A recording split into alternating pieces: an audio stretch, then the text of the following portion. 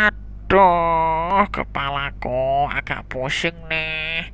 Hari ini aku dapat tugas mencari tulisan tentang perkembangan pendidikan dan perpustakaan di masa dinasti Abbasiyah.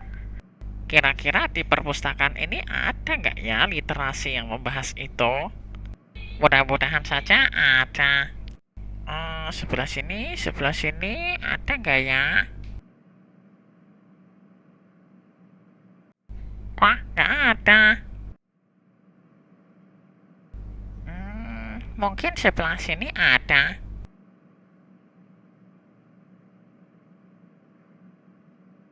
Waduh, tetap nggak ada.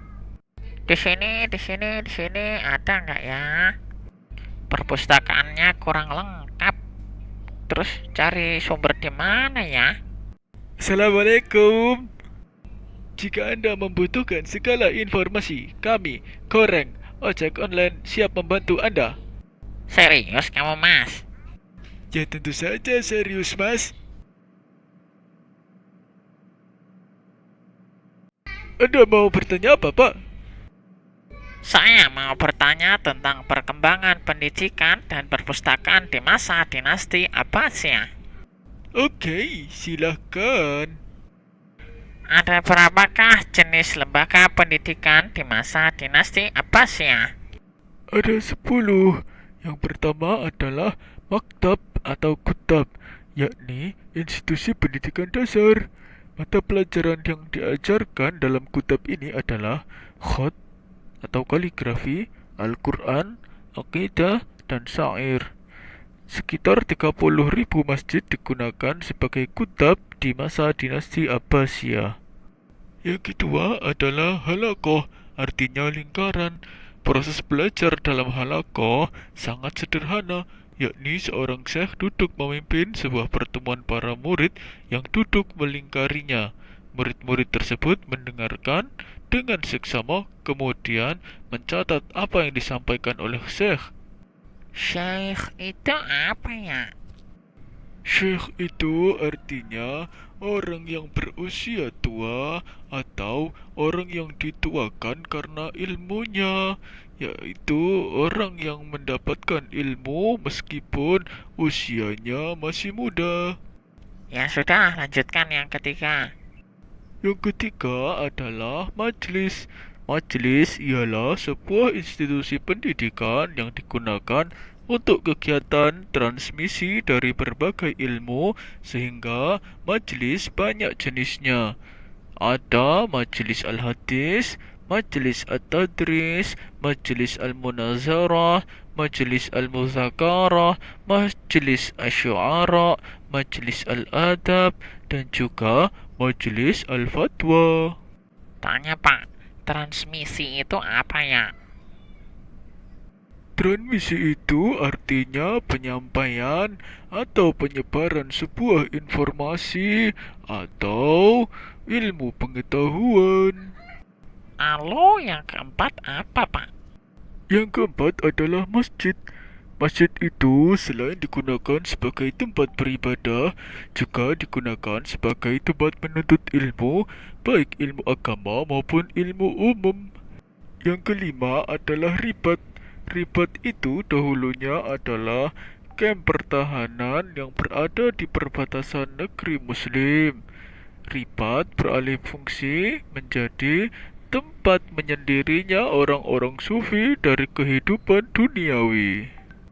Yang keenam adalah Al-Manazilul Ulama atau rumah-rumah ulama yang digunakan untuk menyebarkan ilmu agama atau ilmu umum, bahkan diadakannya perdebatan ilmiah di dalamnya. Yang ketujuh adalah toko buku. Selain menjual buku, toko buku juga berfungsi sebagai tempat diskusi ilmiah yang dipimpin oleh pemilik toko buku tersebut atau ulama yang diundang ke toko buku itu. Yang kedelapan adalah observatorium. Observatorium berfungsi sebagai tempat pengkajian ilmu pengetahuan dan juga filsafat. Yang kesembilan adalah perpustakaan. Perpustakaan saat itu adalah tempat koleksi buku, juga digunakan sebagai tempat riset. Yang kesepuluh adalah zawiyah. Zawiyah ini menurut Abu Tinata adalah tempat yang berada di pinggiran masjid yang digunakan sebagai tempat untuk melakukan bimbingan spiritual, wirid, zikir, mujahadah, muhasabah, dan istighosah untuk menyucikan diri dan memperoleh penghayatan serta pengalaman batin. Lalu, apa bedanya zawiyah dan masjid jika sama-sama dilakukan di masjid, Pak? Pertanyaan yang bagus. Perbedaannya ada di lokasi kegiatan. Kalau masjid meliputi seluruh area masjid, sedangkan zawiyah hanya mengambil suatu sudut khusus yang bisa digunakan untuk mengajar secara terbatas. Perbedaan lainnya yaitu jika di masjid yang diajarkan adalah ilmu pengetahuan agama serta ilmu pengetahuan umum. Sedangkan jika di zawiyah yang diajarkan hanyalah ilmu tentang tasawuf atau sufi. Lalu, bagaimana perkembangan perpustakaan di masa dinasti Abbasiyah, Pak? Perpustakaan di masa dinasti Abbasiyah bisa dijumpai di berbagai tempat. Maksudnya, Pak? Kok di berbagai tempat? Iya, contohnya masjid. Masjid juga berfungsi sebagai perpustakaan yang menyimpan berbagai macam buku yang diberikan sebagai hadiah ataupun hibah. Ulama yang terkenal yang sangat sering memberikan hadiah atau hibah buku ke masjid adalah Syekh Khatib Al-Baghdadi. Selain itu, ada juga perpustakaan yang berada di rumah orang kaya dan bangsawan. Di sana, koleksi buku tergantung sih dengan selera pemilik rumah tersebut. Toko buku juga memainkan peran yang penting dengan perkembangan ilmu pengetahuan. Menurut Al-Yaqubi, di Baghdad saja terdapat lebih dari 100 toko buku yang itu menandakan kecintaan orang-orang Baghdad terhadap ilmu pengetahuan. Dan yang paling fenomenal, dinasti Abbasiyah memiliki perpustakaan yang terbesar di zamannya yang bernama Baitul Hikmah yang berfungsi juga sebagai pusat kajian dan juga perguruan tinggi. Sedangkan untuk industri kertas dimulai sejak tahun 751 Masehi. Teknologinya berasal dari para tawanan Cina yang ditangkap oleh dinasti Abbasiyah. Terima kasih banyak atas penjelasannya, Pak. Saya sekarang sudah paham tentang perkembangan pendidikan dan perpustakaan di masa dinasti Abbasiyah. Oke, sama-sama. Mudah-mudahan bermanfaat ya.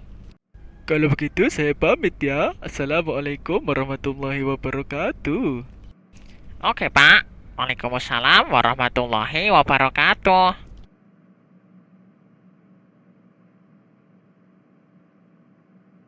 Jika Anda menyukai video ini, jangan lupa untuk menekan like dan subscribe ya, supaya saya selalu bersemangat menemani belajar Anda.